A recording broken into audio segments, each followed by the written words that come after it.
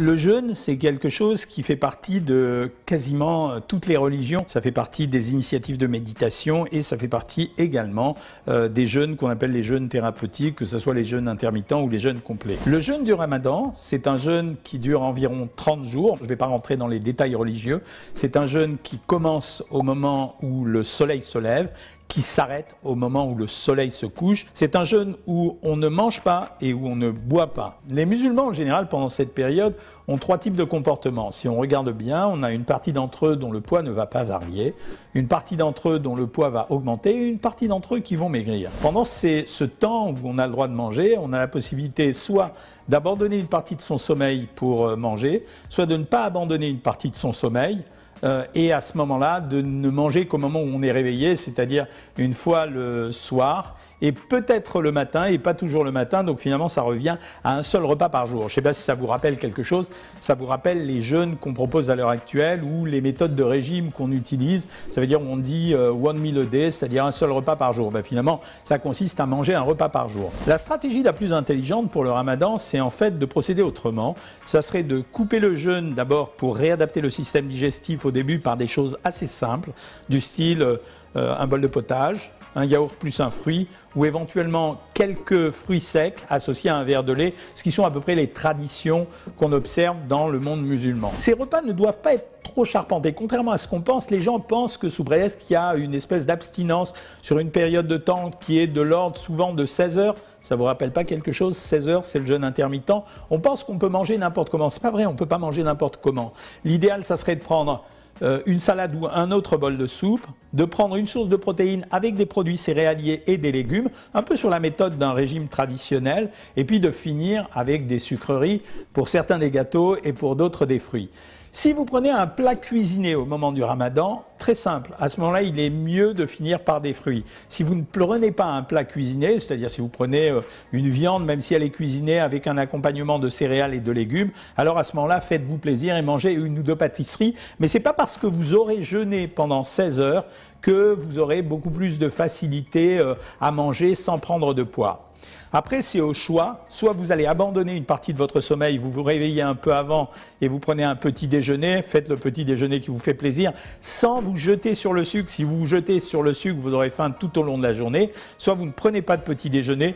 Ça ne sera pas bien grave parce qu'au fond, il y a des tas de gens qui apprennent à ne pas prendre le petit déjeuner. Vous souffrirez de ne pas avoir de repas du midi, mais par contre, vous aurez le repas du soir.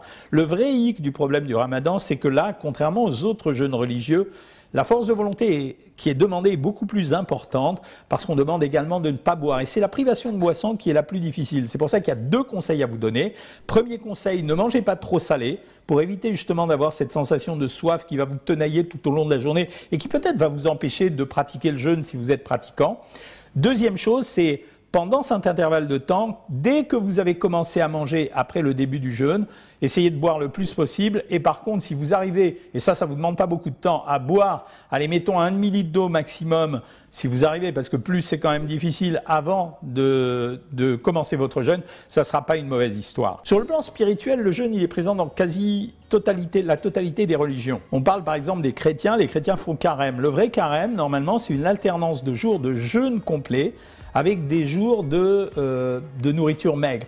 Autrement dit, ce n'est pas un jeûne aussi complet que le Ramadan. C'est un jeûne où on va alterner des journées où il y a une vraie abstinence alimentaire, mais la boisson est autorisée, apparemment c'est possible, et des jeûnes où on va simplement manger maigre, certains se contentant de ne pas manger de viande, parce que manger maigre à l'époque c'était ne pas manger de viande, mais c'est une nourriture assez frugale. Et ce jeûne dure une quarantaine de jours pour rappeler les 40 jours du jeûne de Jésus au moment où il l'a pratiqué. Le troisième type de jeûne, c'est le jeûne à la façon juive, c'est-à-dire qu'il s'agit, alors tout le monde pense qu'il ne s'agit que du Kippour. En fait, c'est une journée de jeûne qui ressemble à la journée du Ramadan, c'est la même chose, pas de boisson, pas d'alimentation, lever du soleil, coucher du soleil, mais en même temps, c'est un jeûne qui ne dure qu'une seule journée. Par contre, dans la religion juive, il existe beaucoup d'autres jeûnes et il existe plusieurs autres jours de jeûne qui sont à pratiquer et les gens connaissent la plupart du temps le jeûne du Kippour, mais il existe d'autres jeûnes tout au long de l'année qui se font sur le même modèle pendant une journée.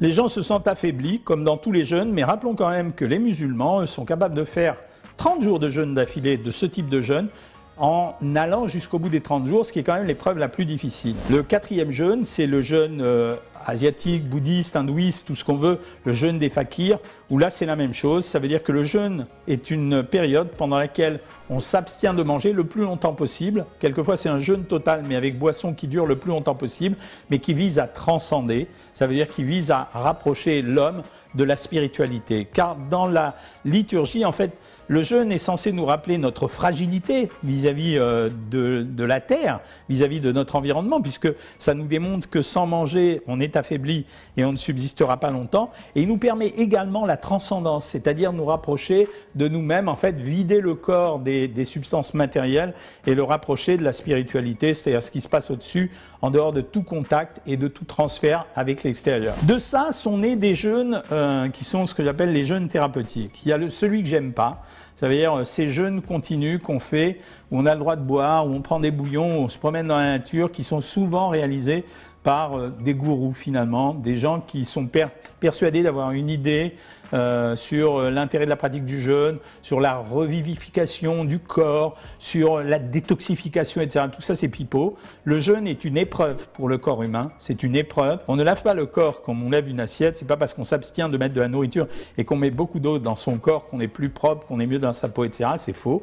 Donc ces jeûnes sont dangereux parce qu'ils sont pratiqués par des gens qui n'ont pas d'expérience, qui médicalement ne se rendent pas compte des situations et qui peuvent mener à ce qu'on a observé il y a quelque temps, c'est-à-dire au décès, à la mort de quelqu'un par arrêt cardiaque. Donc ces jeûnes ne me plaisent pas. On a pratiqué ces derniers temps le jeûne intermittent, qui est finalement exactement l'équivalent d'un jeûne religieux pendant lequel on aurait le temps de boire, et on retrouve exactement la même problématique. Ça veut dire que si vous mangez trop ou plus pendant les 8 heures où vous avez le droit de manger, l'opération est grillée. Ce jeûne intermittent ne permet que d'accélérer de temps en temps un régime chez les personnes qui souhaitent maigrir, mais il n'est pas en tout cas une façon très spécifique qui permet de maigrir alors qu'on pourrait manger n'importe comment. Ceci dit, on peut le pratiquer pendant longtemps. La meilleure preuve, ce sont les musulmans qui nous la donnent, puisque le ramadan dure 30 jours et il n'y a pas eu de problème jusqu'à ce jour.